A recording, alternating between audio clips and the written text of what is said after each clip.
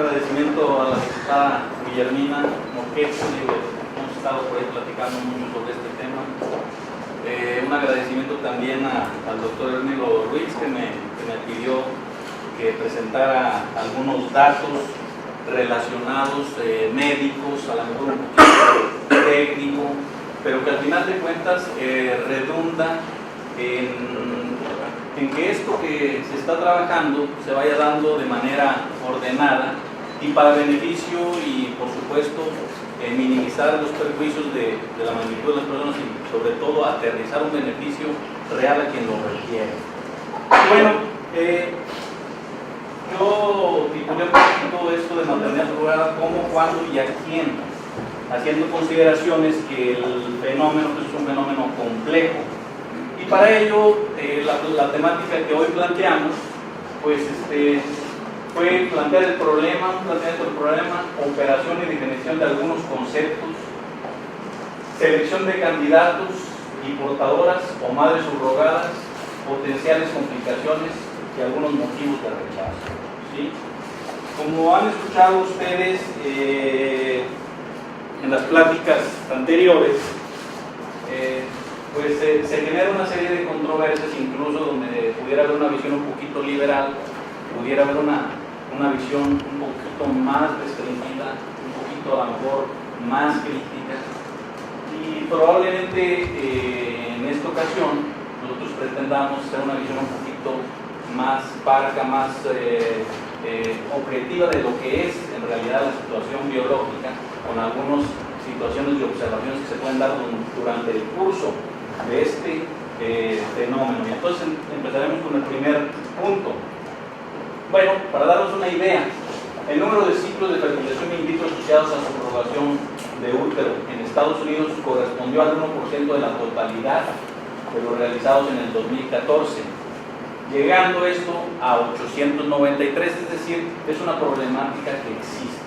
Cuando estimamos algunas estadísticas respecto a países que la llevan de manera muy pulcra, bueno, pues nos damos cuenta que, por ejemplo, en el Reino Unido, 13.000 mujeres cursan con un factor uterino absoluto de infertilidad. Y esto de absoluto quiere decir que no tienen posibilidades de una terapia médica, como lo hay en muchas de las patologías dentro de la medicina. Un ejemplo de esto les pudiera decir yo, cuando encontramos adherencias dentro del útero, una posibilidad es que nosotros llegamos como médicos y abrimos el espacio de la cavidad y podemos acceder finalmente a un embarazo, en este caso declarada ya como una infertilidad absoluta de índole uterina. Es decir, primer punto, el problema existe y no nos podemos abstraer de ello. Es un problema que existe y que más adelante les traigo unas estadísticas que finalmente estamos enfocándonos al primer punto, que es el problema de índole familiar. Es el primer punto, sin que lleguemos a tocar algunas otras temáticas que falta por resolver dentro de la situación de legislación. Y bueno, maternidad es el vínculo biológico, psicológico, espiritual de una madre con su hijo. Y viene aquí el segundo concepto, que es maternidad genética, es la relación de maternidad que se establece por la procedencia del óvulo a partir de la madre, es decir, el aporte genético, el aporte génico dentro de ese nuevo individuo. Es decir, bueno, aquí lo comento de esa manera. Entonces tenemos el concepto de maternidad genética, por ahí viene la maternidad gestacional. Si me pudieran apagar un poquito a esta lámpara, por favor, para poder ver. Es la relación de la maternidad que se establece por haber llevado la gestación, de tal manera que pudiéramos tomar aquí en este punto la sinonimia de maternidad subrogada o útero subrogada. Y finalmente viene la maternidad legal o social, que es el reconocimiento político de la maternidad, que corresponde casi siempre a la maternidad gestacional. Y aquí viene una serie de controversias que vamos a ir tocando justamente por las siguientes definiciones que a continuación vienen. La maternidad subrogada o de alquiler es la maternidad gestacional contratada a cambio de dinero o no. Probablemente ese sea un punto y probablemente una situación de discusión sea: ¿se vale? ¿No se vale? No lo sé. ¿Cómo es la condición de esa madre que tiene la intención de prestar su útero? Es una condición donde lo va a hacer altruistamente, pero la señora a lo mejor apenas alcanza para la canasta básica. Una serie de circunstancias que nos tendríamos que plantear si se vale o no se vale. Que puede ser o no madre genética del hijo. Finalmente, este último punto que subrayo, madre genética del hijo, está legalmente prohibida en muchos países, justamente por lo que se ha venido comentando en las conferencias anteriores, donde existe un lazo mayor cuando, anexo a que presta el útero la madre, anexo, dona un óvulo o dona el material genético que finalmente liga más, no solamente en lo sentimental como se mencionó, sino adicionalmente en lo biológico.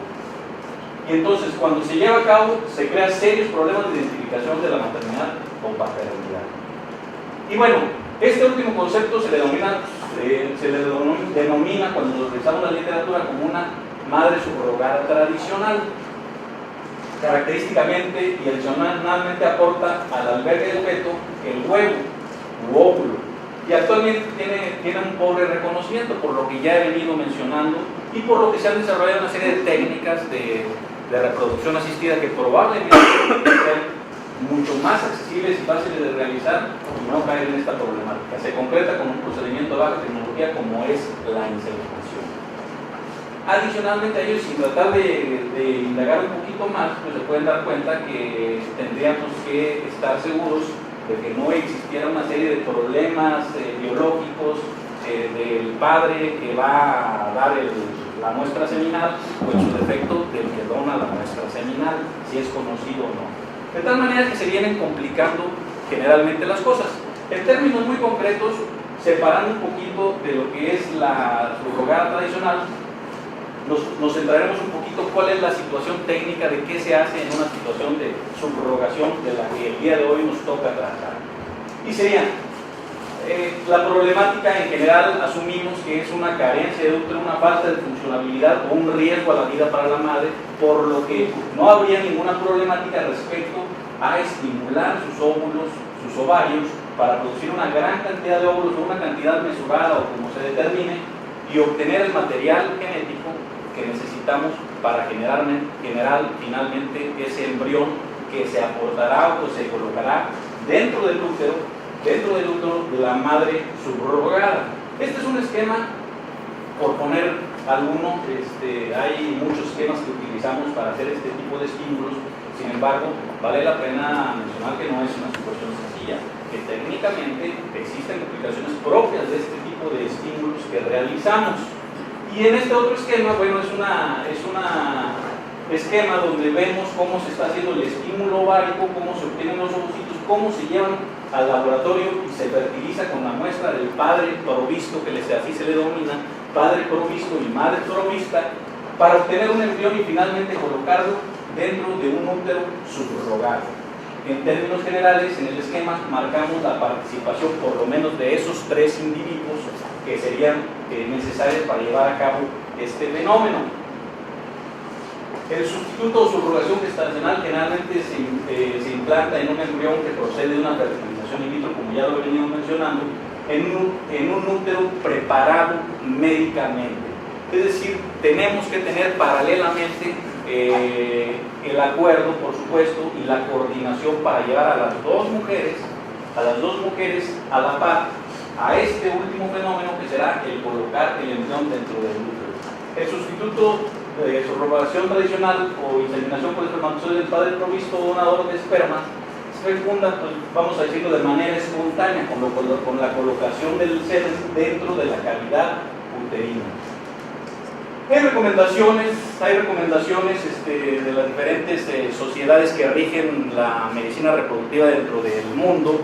Y bueno, la Asociación Americana de Medicina de Reproducción saca este comité de opinión el año pasado, y bueno, obviamente siempre será perfectible todo esto, y siempre será prudente mencionar que debe haber una adaptación para cada uno de los medios, y así se menciona, para cada uno de los países tiene que haber una adaptación. Voy a tratar de mencionar algunas situaciones al respecto. Por ejemplo, dentro del boletín y dentro de los otros boletinos que por ahí realizamos, pues primero tendremos que cuestionar cuál es la indicación. Y se inicia este enunciado como la Sociedad Americana de Medicina de Reproducción establece que puede realizarse esta práctica cuando exista, y lo subrayo, una verdadera condición médica. Es decir, que sepamos nosotros que está sustentado con una historia clínica, con una serie de estudios, que la madre o no tiene, o tiene la carencia de útero, o tiene un útero disfuncional, o finalmente tiene el riesgo de su vida una vez que llega el embarazo. De tal manera que esta situación nos apremia a que seamos estrictos en el análisis de cada uno de los casos y que distingamos nosotros totalmente de que si son candidatos, y no me estoy refiriendo únicamente a la madre subrogada, me estoy refiriendo si son candidatos también la pareja para poder llevar a cabo esta subrogación, porque pareciera ser que nos pudiéramos estar enfocando solamente a aquella persona, a aquella madre, si es posible que aporte su útero, y damos por hecho que los padres provistos, ellos no tendrían ningún problema para acceder a este fenómeno de subrogación de útero. Dentro de algunas indicaciones que se deben de clarificar es la ausencia de útero congénita, que le llamamos nosotros desde el punto de vista médico síndrome de Rokitansky. Y aquí voy a hacer un paréntesis porque tengo no sé si la fortuna o la desfortuna, no lo sé, pero tengo la posibilidad de conocer un buen número de chicas que habitualmente vemos en el hospital central y que tienen un síndrome de Rokitansky y que las estamos viendo y tienen 14 años o 13 años y la paciente tiene una carencia de útero. ¿Qué es lo que me queda a mí decirles? Por ejemplo, esto, a lo mejor decirles, esto va a suceder y seguramente te vas a ver beneficiada, pero desafortunadamente son pacientes que tienen una carencia económica impresionante. Y yo digo que es una doble desgracia, ser pobre y no tener útero. Entonces, digo, es un planteamiento que finalmente la situación gubernamental debe de considerar, porque al final de cuentas, cuando vamos a la definición de salud, pues esta paciente va a sufrir y se tendría que considerar obtener de alguna manera una partida si es que estamos trabajando en eso, ¿sí? De tal manera que esta situación, vuelvo a insistir, es real y la vemos, las candidatas las hay, ¿sí? De tal manera que muchas veces el aliento que podemos decir es, va a suceder esto, y a lo mejor ponerlo como un proyecto primario de tu vida, ¿sí? Anomalías uterinas significativas, por ejemplo el síndrome de Asherman, que ya mencioné, algunos úteros malformados como úteros unicornes, que muchas veces hemos trabajado en ello y hemos ampliado cavidades uterinas y logran tener hijos que progresivamente son un poquito mayores conforme van pasando el número de embarazos. Son situaciones que vemos que son reales, que no nada más las revisamos dentro del comité, sino vemos a la paciente. Algunas otras situaciones como contraindicaciones absolutas, bueno, pues ustedes saben perfectamente que hoy día está muy en boga la muerte materna, y con ello muchas veces la paciente, por el hecho de ser madre, pues no se mide, y finalmente si tiene una anomalía del tipo de insuficiencia cardíaca, como la enfermedad de Epstein, que son situaciones que se ven dentro del hospital, pues esa paciente prácticamente está condenada a que si se embaraza tendrá una posibilidad de muerte del 70%. De tal manera que son situaciones reales, y quiero darle un minutito, si ustedes me lo permiten, que ahorita estaba dando la consulta, me llegó el caso y le comenté justamente que había tenido bien invitarme, de una chica de 28 años que le detectaron un cáncer de mama, que me la manda el oncólogo, ya terminó su quimioterapia, tiene mastectomía bilateral, muy agresivo el problema, y ella quería saber si pudiera finalmente ser madre. Y ahí entran dos conceptos, por ejemplo, en esta situación. Uno, lo primero que tengo que contestar es si ella tiene una reserva ovárica, si con las quimioterapias finalmente hubo posibilidades de guardar o de reservar su mismo cuerpo como una defensa ovocitos. Pero no debería ser así, debería ser así que toda persona joven debiera ser referida automáticamente y de facto como un derecho para congelar ovocitos o tejido ovárico. Y no sucede eso, sucede que muchas veces vemos solamente la prioridad.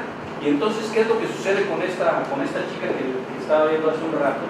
Bueno, pues le comenté yo, mira, esta es la situación, tú tienes problemas. Uno, primero, ubicar si tiene reserva ovárica, y dos, probablemente, a reserva de lo que diga tu oncólogo, tú no seas una buena candidata para llevar un embarazo. Porque, curiosamente, el cáncer de mama en unos subtipos tienen una reaparición del mismo cuando los niveles del embarazo están, es el estado fisiológico con mayor cantidad de estrógenos y que tiene relación probablemente con una reaparición de la patología. ¿Sí?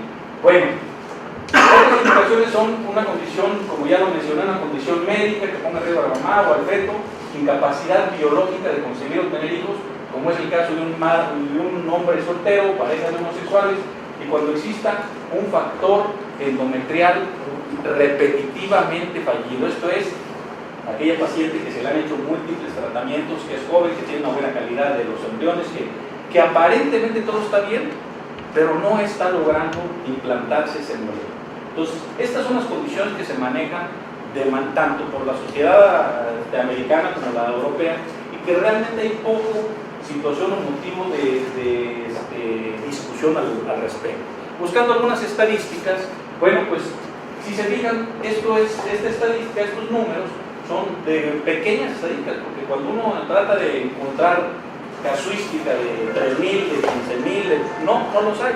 Son casuísticas pequeñas donde se encontró una hipoplasia debida a un nacimiento y previo al nacimiento exposición de un medicamento, y los úteros son muy pequeñitos. El síndrome de Rokitansky que mencioné, histerectomías por hemorragia obstétricas en el primer embarazo, cáncer cervicuterino, algunas condiciones médicas finalmente que condicionan riesgo a la vida para llevar a cabo el embarazo. ¿Cómo seleccionamos el sustituto gestacional? Bueno, pues en realidad no hay una pauta de acuerdo a la normatividad. Realmente se ven varios factores, se aterrizan a la situación real del lugar donde se está llevando a cabo, y lo que sí se pide evidentemente es de que haya una historia clínica completa donde vaya más allá de su historia personal, una historia familiar de índole genético y general, así como una evaluación psicológica y una evaluación social. Se pretende siempre tener una mujer con bajo riesgo de complicaciones durante el embarazo. Esto es que primordialmente tenga ese historial de allá haber tenido un embarazo previo. Así es como lo recomiendan, así es como dicen que seguramente le va a ir bien o va a tener menos complicaciones en este embarazo, que finalmente, si lo vemos muy fríamente, el suyo es. ¿Sí? Entonces, son situaciones que pudiéramos mencionar.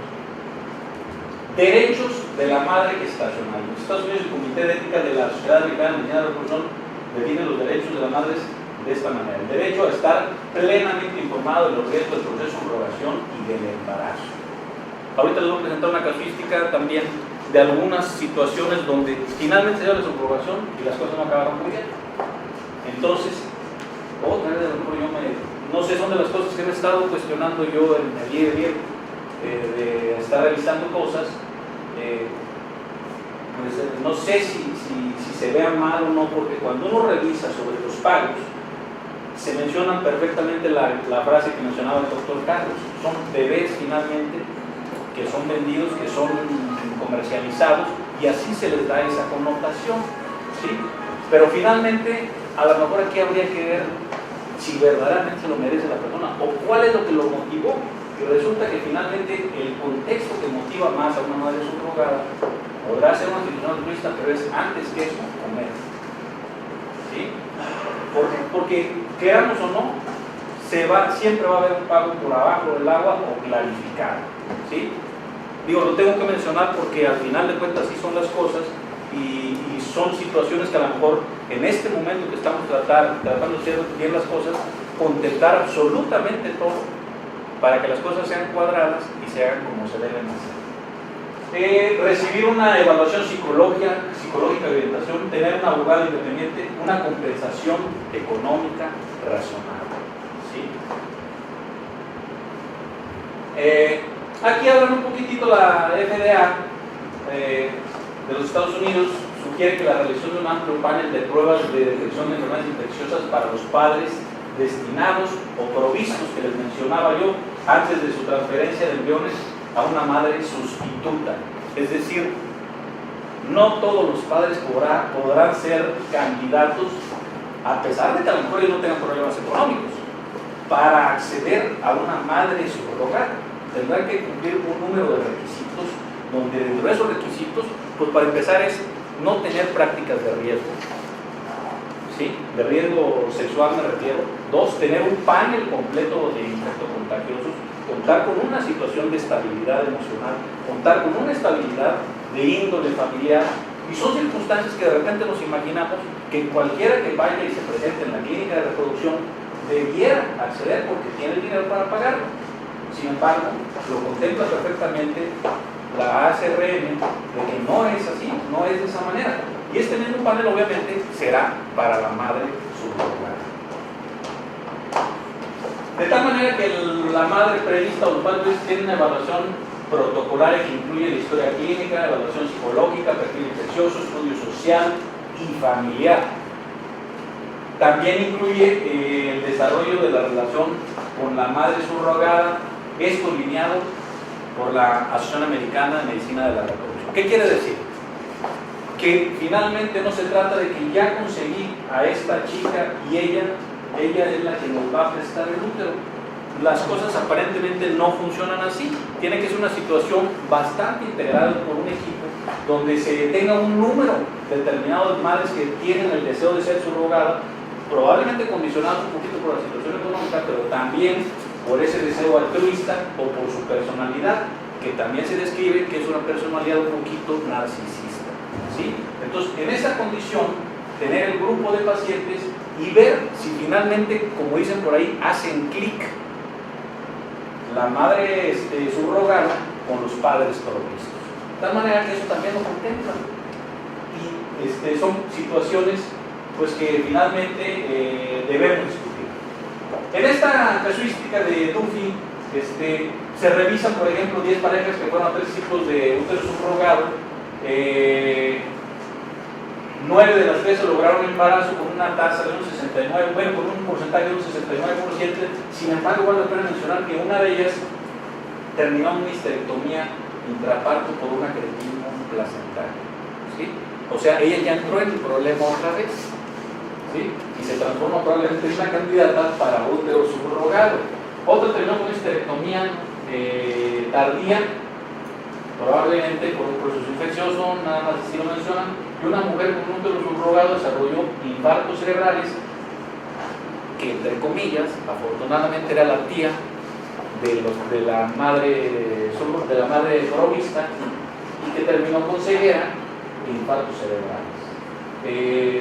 Una madre que tenía también tenía un segundo embarazo, tenía una cesárea previa y terminó con una ruptura uterina y con alteraciones cerebrales, parálisis cerebral del producto de la gestación.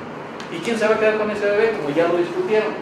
Entonces, dentro de la selección de ambos grupos de pacientes o de personas, pues también debe de contemplarse eso, que si tiene cesáreas previas, no es candidata para poder ser una madre subrogada, que si tiene una serie de problemáticas, tendría que seleccionarse y se tendría que pronosticar que es poco probable que este embarazo se complique tanto en lo psicológico como en lo físico. Y bueno, esta es otra publicación del 99 del Human Reproduction, donde ellos dan los números de los casos, y caemos que de 95 ciclos, 121 resultaron en 121 eventos se realizó en 121 nacimientos, de los cuales 65 eran simples, 27 eran gemelares y 2 triples. Quiero decirles que el embarazo múltiple es una complicación, contrario a lo que la mediática dice, que es un éxito. Probablemente dentro de la reproducción asistida, idealmente, si pudiéramos nosotros presumir, tendríamos que presumir los embarazos únicos, ¿sí? De tal manera que esto lleva su mortalidad implícita en el hecho de tener embarazos gemelares o embarazos múltiples, ¿sí? Esta casuística son de úteros subrogados. Y ya mencioné la madre sustituta, útero subrogado, sus razones, finalmente hice algunos comentarios al respecto, tienen esas dos connotaciones. Vale la pena en un momento continuado analizar estas circunstancias. Condiciones de rechazo absoluto para finalmente llegar a esto de la útero subrogado. Eso no es incapacidad dentro de la sociedad americana. Ellos decían, si la relación que hay entre la madre subrogada y los padres provistos, no hay una incapacidad para mantener un respeto y una solidaridad por la madre subrogada, entonces no se puede hacer. Si hay una depresión mayor dentro de los integrantes de la próxima familia, si hay inestabilidad matrimonial, si hay adicciones sin resolver por parte de los padres provistos, o desórdenes de comportamiento sexual, incluso, ya no lo puse, pero incluso dentro de la normatividad, si hay desórdenes alimenticios, curiosamente ya no eso. Está paralelo a la situación de comportamiento sexual. Y si hay una fallo en el acuerdo entre la portadora gestacional y los futuros padres, principalmente en la colocación del número de embriones, porque toda la gente se imagina que si pones 15 embriones te va a ir mejor, o que si pones 7 embriones te va a ir mejor. Entonces, no es así. La reproducción va un poquito más allá, es un poquito más compleja, y cuando no existe ese acuerdo, pues también son contraindicaciones absolutas o indicaciones de rechazo de hacer este procedimiento. ¿Qué es lo que sucede en otras partes? Bueno, nada más para que tengamos una idea, por ejemplo en Estados Unidos y en Rusia, pues está permitido, se paga, es muy claro y concreto. Ustedes conocen perfectamente a los gringos, que son muy claridosos en ese sentido, cuadrados y nada más. En Gran Bretaña, Dinamarca, Australia, pues está permitido, pero de manera altruista. Casi siempre aquí entra la relación filial, que es la prima, que es la tía, como lo mencioné. En España, Noruega, pues prohibido, y en otras partes, como es México adicional, pues sin legislar. Entonces, ¿qué es lo que deberá prevalecer para una condición de subrogación? Pues bueno, que la paciente tenga un estatus médico ideal, un estatus psicológico óptimo, una edad óptima del útero subrogado, porque cuando usted revisa las casuísticas resulta que todas las que quieren ser subrogadas tienen alrededor de 40 años. Y bueno, sabemos que es un grupo vulnerable para la muerte materna, para preeclampsia, para diabetes. Un seguro de gastos médicos exprofeso para el evento y sus complicaciones, porque existen y no nos podemos negar. Una no relación con el producto de la gestación, lo que mencionaba al principio del útero subrogado tradicional. Establecimiento de un contrato claro y expedito con obligaciones para ambas partes, porque como se describió también en las anteriores pláticas, hay muchas situaciones particulares o casos que se describen, pero también hay muchos casos de éxito, que esos habitualmente no se describen. Sí existe la que no usaba drogas y que en el embarazo empezó a usar drogas, sí existe, y son los que habitualmente se escriben, ¿sí? Pero tendrá que haber una obligatoriedad respetando ese contrato. Y una remuneración justa para la mujer subrogada, aludiendo a que habitualmente son mujeres que carecen de recursos económicos, ¿sí? Quisiera hacer un comentario de este último. También resulta un poquito justo no mencionar que cuando no se mesura en esto, muchas veces también la paciente que desea ser madre subrogada miente dentro de su historia clínica. Y entonces son situaciones que están descritas dentro de la literatura, que si no se mesura todo eso, que si no se audita, finalmente la que va a ser útero subrogado puede empezar a mentir respecto a su historia clínica, porque probablemente no era candidata para ser una paciente con útero subrogado. ¿Qué viene actualmente? Pues lo que viene es esto, esta es la novedad. La novedad es de que ya hay nacimientos de trasplante de útero. Esto sería el ideal, porque diríamos, bueno, pues, aquella que firma donación de órganos, pues dona su útero, tengo unas pacientes en una lista y empiezo a hacer trasplante de útero. Sabemos que no es una cosa utópica, que no es todo esto, todo el proceso, como este artículo lo describe dentro de la revista escandinava de ginecología y obstetricia y dentro de Lancet, que también hay otras publicaciones, pues es una situación metódica muy compleja. ¿Va a suceder? Sí, sí va a suceder. Y va a haber un especialista que solamente haga dentro de la reproducción trasplante de útero. Y ese va a ser su especialidad. Son las situaciones que vienen finalmente en un futuro. Este artículo pues es una publicación de 2016. Sí, fue ahí de 2016. La encontré ayer y dije, bueno, déjenme les comento un poquito, porque estas cosas ahorita las vemos lejos, pero pues estamos hablando de algo que a lo mejor hace 10 años ni siquiera contemplábamos y que ahorita está al alcance de nosotros, pues poder ser juiciosos y considerar que la ciencia avanza, los problemas de la sociedad evolucionan, debemos unirnos para dar un buen conducto a las soluciones. Quisiera mencionar por último que hace años nosotros que nos dedicamos a reproducción, pues ni nos imaginábamos a lo mejor que la mujer iba a postergar sus embarazos. Y ahora es una problemática que se nos está viniendo encima y que todas las chicas de todas las carreras, de leyes, de medicina, todos quieren hacer doctorado, postdoctorado y más doctorado y todo. Y se les ocurre buscar el embarazo a los 41 años.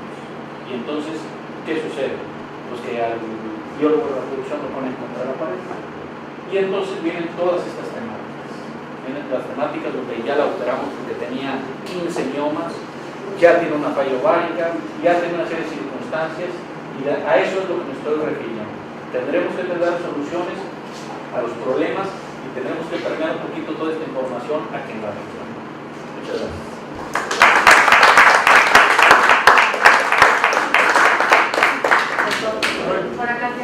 Sí, adelante. Una pregunta técnica que quizá pueda repercutir en esta ley. Para implantar, ¿se implanta un solo gameto, feto, un solo producto, dijéramos? ¿O puede haber la posibilidad de que esto nos lleve a embarazo gemelar o hay que implantarle varios embriones? No, es justamente, probablemente me faltó aterrizar un poquito el comentario. Y el comentario es que dentro de las circunstancias que se tienen que contemplar es de que, por lo que está sucediendo en todo el mundo, se están empezando a limitar el pasar el número de embriones y se está optando progresivamente por disminuir incluso a uno. Muchas veces las calidades de nuestros laboratorios aquí en México pues se trata de perfeccionar y se trata de disminuir, y hoy día la red latinoamericana solamente permite que se pasen 3, idealmente tratamos de pasar 2, y ya en el mejor de los casos que el embrión está muy bonito se pase ese embrión, ¿sí? Pero la respuesta es, si hubiera la posibilidad técnica de pasar uno, sería lo ideal. Sería lo ideal. Yo creo hoy día en nuestro medio no se tendría que permitir pasar 5 embriones. Que sería sería un acuerdo que la subrogada de repente dice, no me pases eso, o sea, porque entonces mi situación de complicación se me va hasta acá. Y entonces existe la posibilidad legal de que tenga gemelos. Así es. Es decir, son 2 niños los que ahora hay que proteger. Así es. Y también son 2 niños que a lo mejor la subrogada le puede decir, oye, ¿qué te parece si uno tú y uno yo? Sí. Todas esas cosas son realidades, o sea, son situaciones que a lo mejor se tendrían que contemplar. Y créeme que a lo mejor tú dices, oye, pues está bien, pues uno y uno. Entonces empieza una situación que está la discusión, el debate. En México ya está contemplado el trasplante de útero, de hecho ya está técnicamente. Los únicos 2 países que han reportado ahorita es Suecia y Estados Unidos, de nacidos vivos. No es de que esté contemplado, es que tiene que haber una partida gigantesca de dinero para empezar a trabajar en eso, donde tú tienes a gente que solamente hace eso y que todos los días empieza a hacer el trasplante de útero de los mamíferos inferiores y luego pasan a otro, bueno, tú lo sabes, y luego pasan a otro nivel y luego hasta llegar finalmente a la situación de la mujer en sí. Una última para el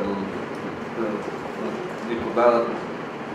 El doctor nos habla de un grupo vulnerable donde la pobreza está presente y obviamente tiene el mismo derecho a tener hijos.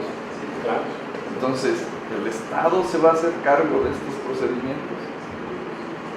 ¿O esos quedan desechados como pacientes que tengan esa posibilidad de que la tía se preste para alquile su útero, bueno, altruistamente le preste su útero, porque también implica gasto, y entonces no es tan fácil tener un laboratorio de reproducción para que alguien que no se puede costear eso, o bien quién va a absorber ese gasto.